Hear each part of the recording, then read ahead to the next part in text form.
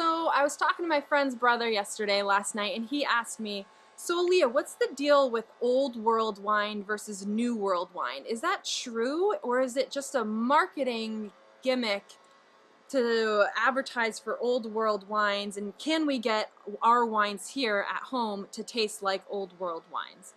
And first of all, in case you don't know, Old World wines is the name for the wine coming from the European countries that have been making wine for thousands of years. New World wines are from New Zealand, Australia, United States, South Africa, the newer places that have started making very, very good wine as well.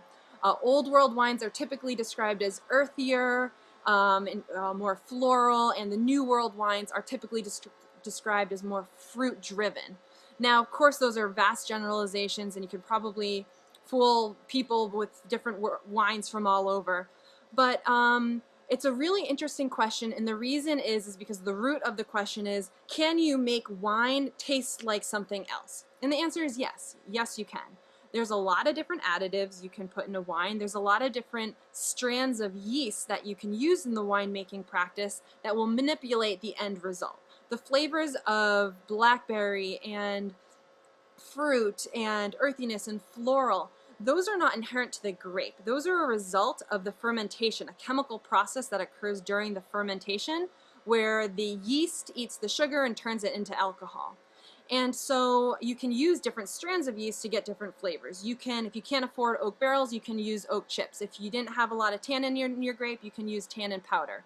You can, if your grapes weren't balanced, you can add sugar. If they weren't balanced, you can add acid. And there's a zillion other things that you can do to make a wine taste like something it's not. In fact, that's what is happening on a mass scale with private labeled wine or mass-produced wine. Don't get me wrong, it's not happening all the time, it just does happen. And so the answer is yes, you can get wine to taste like something it's not, but what's fun in that? Is that fun? Is that authentic? Maybe you don't care, so rock on, drink whatever you like.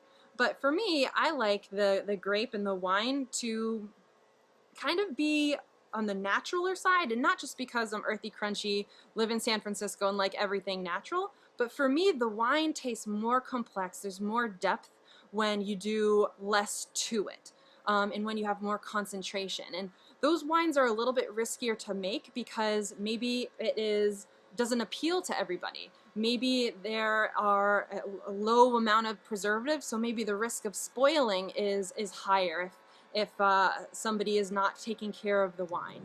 So yes, you can get wine to taste differently, but that's not really my thing. It's not what I get passionate about. And yes, you can often tell the difference between Old World and New World wines, but they're equally delicious. They're equally special. They're just different flavors, and that's why we love drinking and tasting wine, is to zero in what do we love, what do we not love, what can we appreciate but not prefer, what don't we really like, why don't we like that, is it because of the grape or is it because of the process that was made. The more you get into wine, the more you ask these questions, and the more I get excited about providing the level of information at a depth that normally is not available to people.